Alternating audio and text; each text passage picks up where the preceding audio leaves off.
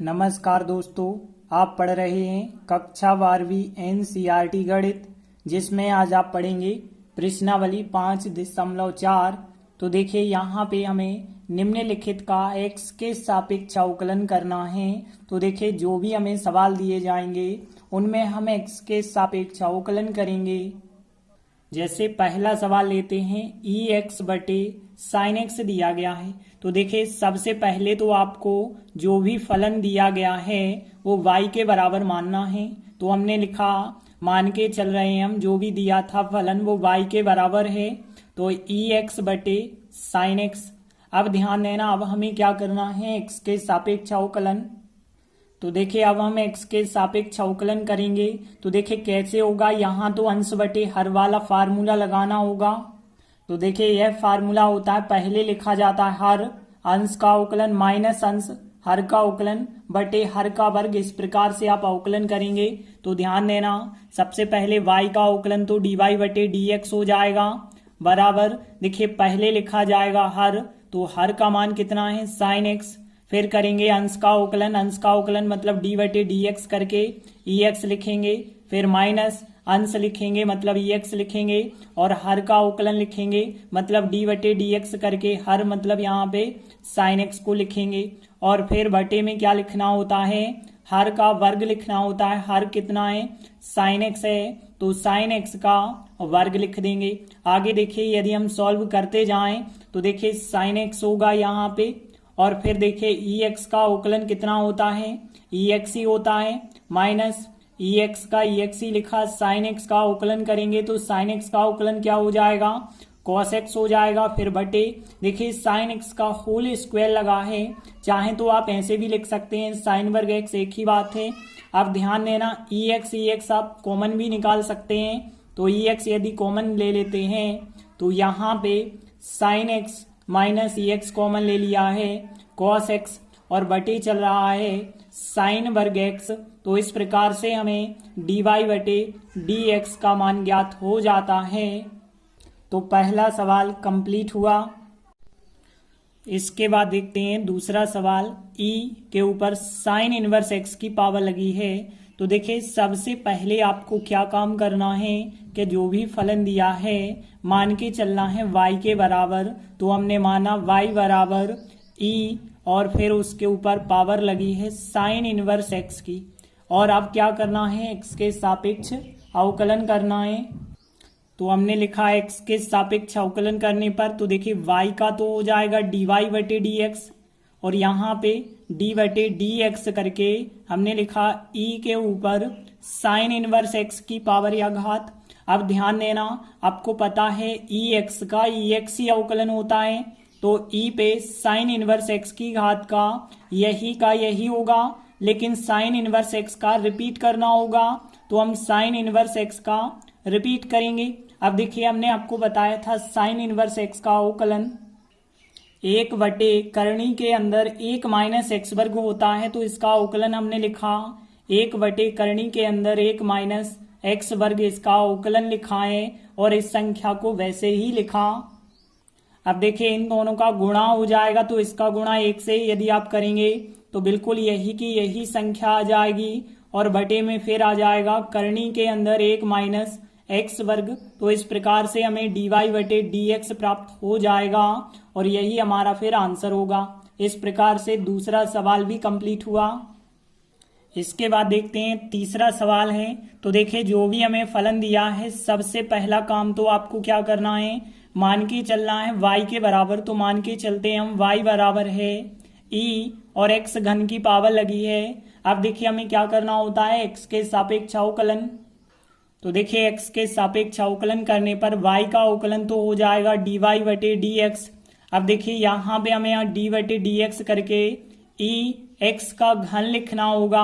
अब ध्यान देना, आपको पता है x का अवकलन EX होता है, तो EX घन का अवकलन EX घन होगा, लेकिन x घन का अवकलन आपको रिपीट करना होगा। तो d बटे dx x घन आपको रिपीट करके लिखना होगा।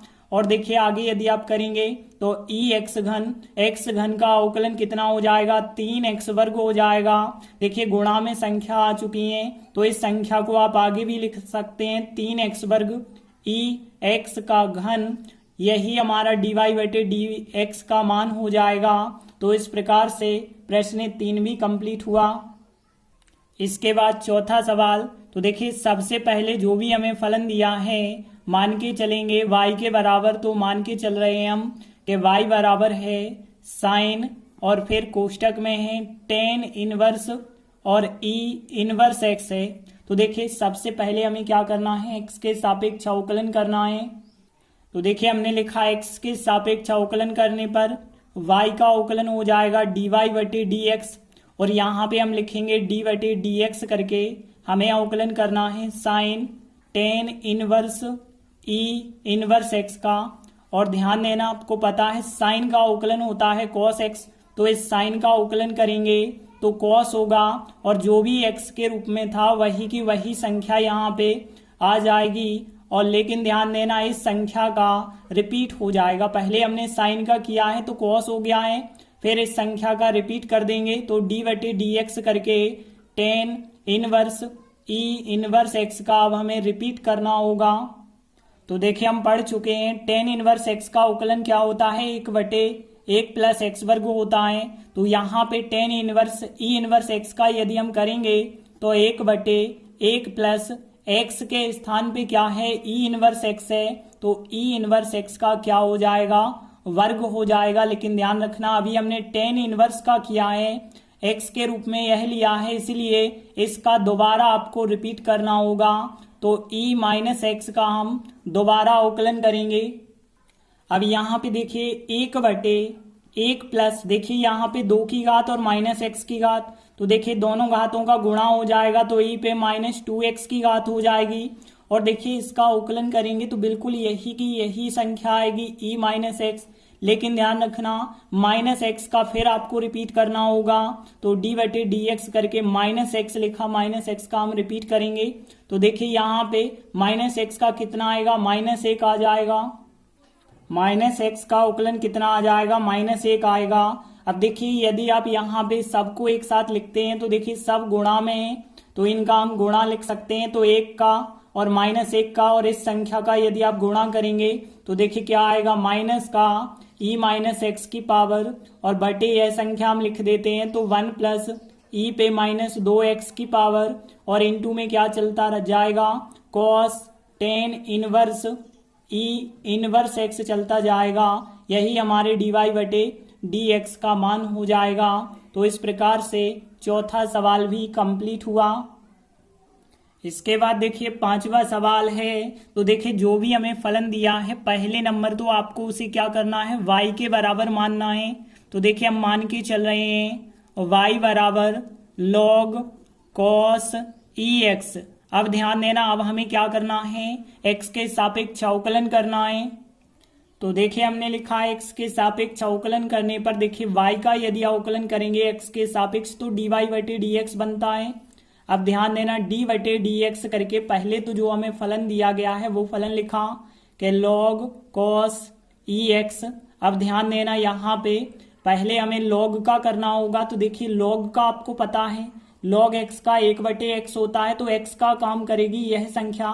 तो देखिए log का यदि आप करेंगे तो 1/x होगा, x का मान यहाँ पे यह संख्या होगी तो cos ex आ जाएगा। यहाँ पे 1/x की स्थान पे क्या आएगा, 1/ यह संख्या आएगी।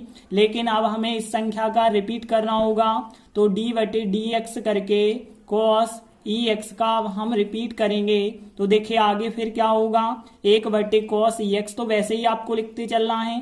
अब cos का यदि आप अवकलन करेंगे तो cos का तो माइनस का साइन होता है, माइनस साइन जो भी यहाँ थीटा है वही का वही आपको यहाँ पे लिखना होगा। लेकिन ex का फिर से आप रिपीट कर देंगे तो ex का दोबारा यहाँ पे रिपीट करना होगा।